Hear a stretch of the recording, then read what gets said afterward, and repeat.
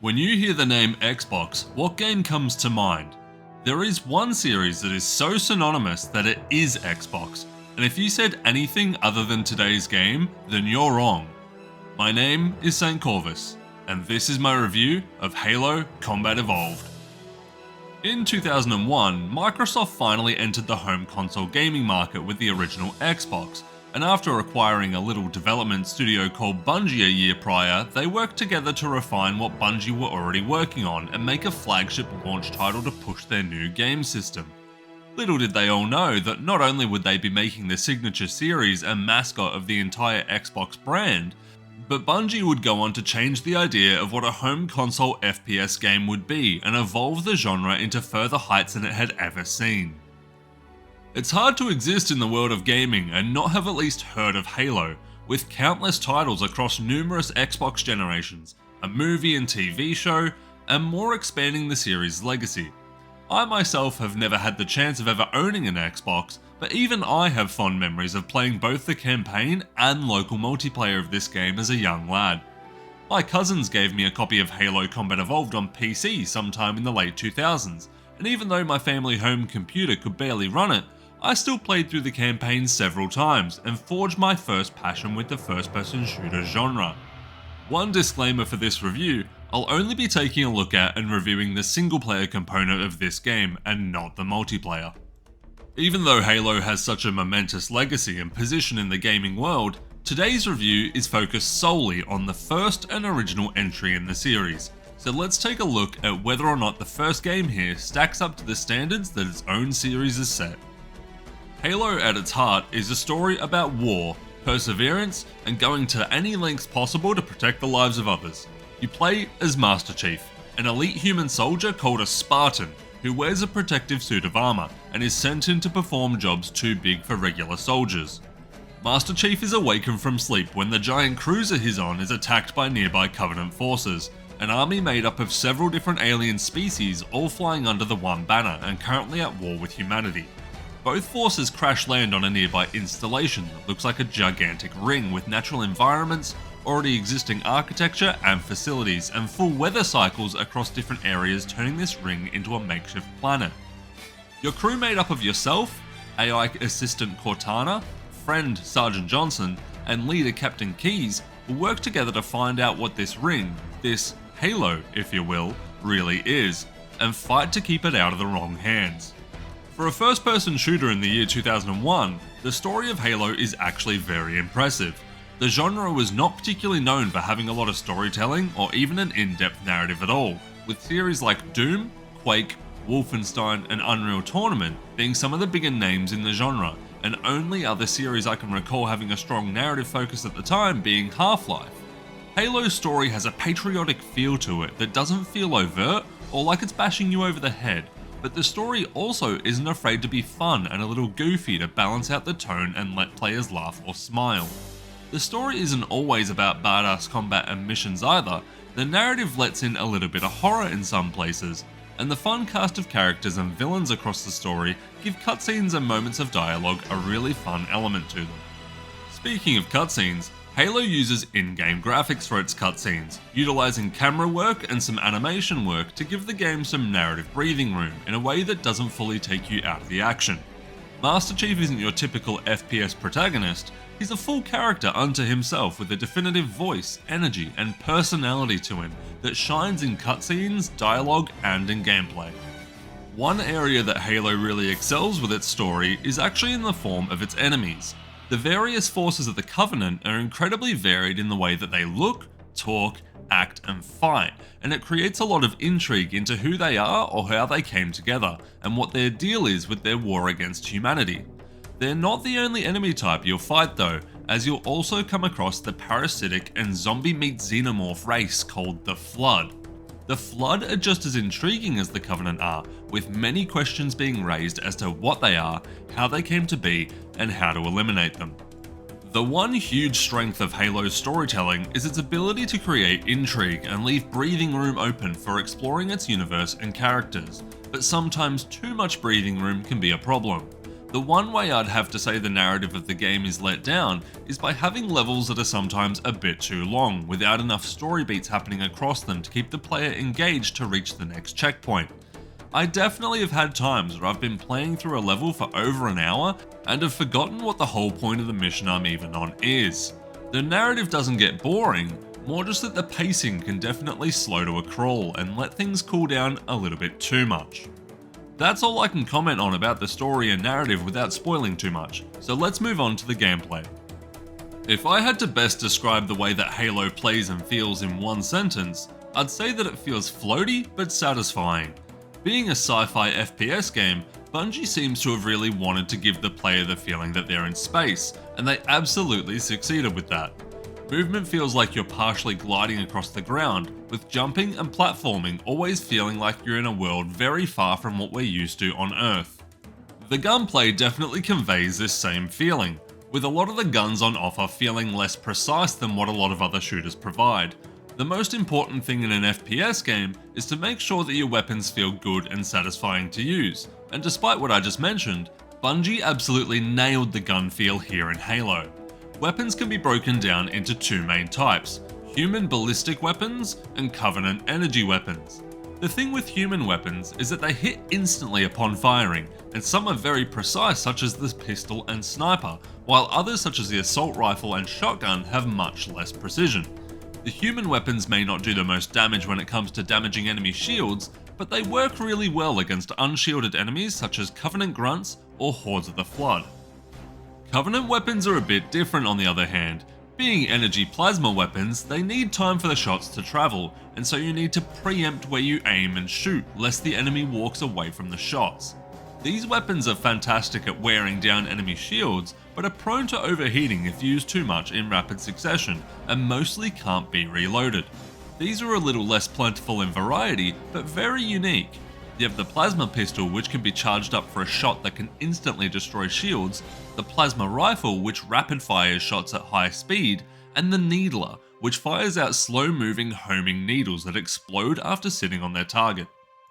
All of the weapons feel incredibly satisfying to use in their own way, and have their own pros and cons, with the standout by far being the pistol, which is probably one of the most overpowered and satisfying handguns I've ever used in an FPS game. It's not all about the guns though. Master Chief can have up to 4 frag grenades and 4 pulse grenades at a time you can toggle through, and a melee move which is snappy and does quite decent damage. Being a first-person shooter game from the very early 2000s, Halo does actually have a health system where you can permanently lose health like most other shooters at the time did in a world before everything had regenerating health. Halo features a fairly hybrid system however, with an overshield that protects you from damage until it's empty, and then further damage takes away from your actual health. Shields recharge decently quickly, a few seconds of rest and the shield recharges back up, so you never have to play too carefully or try and stay out of the action for too long. Health packs are plentiful enough that it never feels like a battle of attrition. The challenge is more in trying not to get overwhelmed and lose all health in a matter of seconds by putting yourself in a bad spot. For the first game in a series, the checkpoints are both spread out and common enough that the game feels like a constantly fair amount of challenge, and there aren't any sections that are so badly designed that it makes you want to pull your hair out. While there's plenty of weapon variety and enemy variety, the one area of gameplay where I can't say the same is mission objective variety.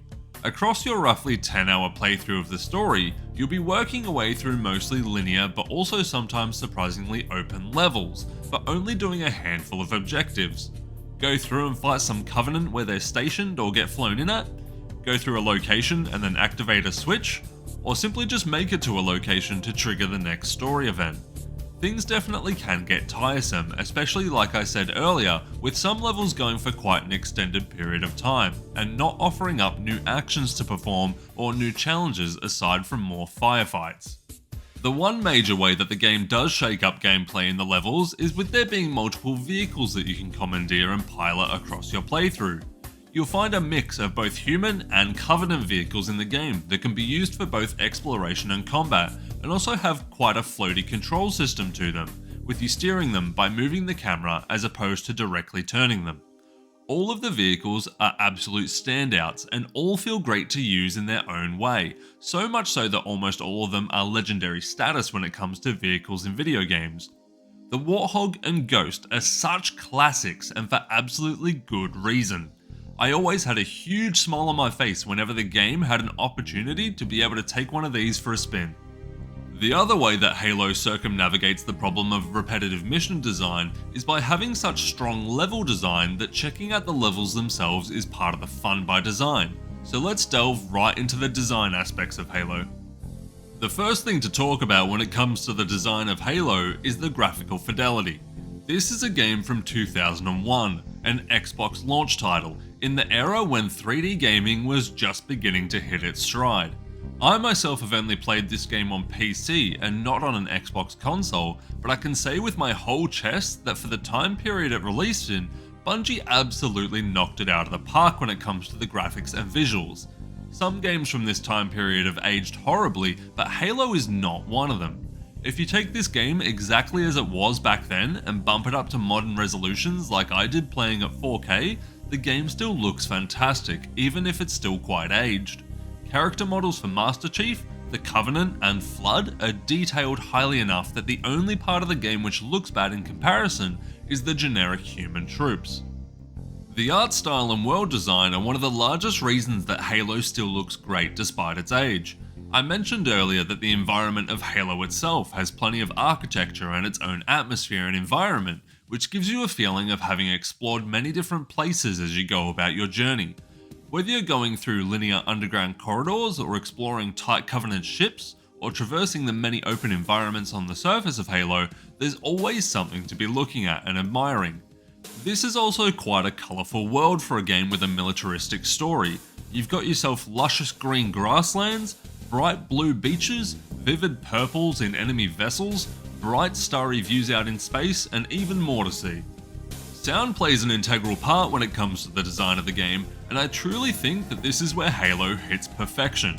Every single aspect of the sound is without flaw. The voice acting is incredibly well done, ranging from your stoic and strong Master Chief, your energetic and sassy lines from Cortana, cold wit from 343 Guilty Spark, and even the various grunts and noises that the Covenant make as they battle you, adding so much to their personality.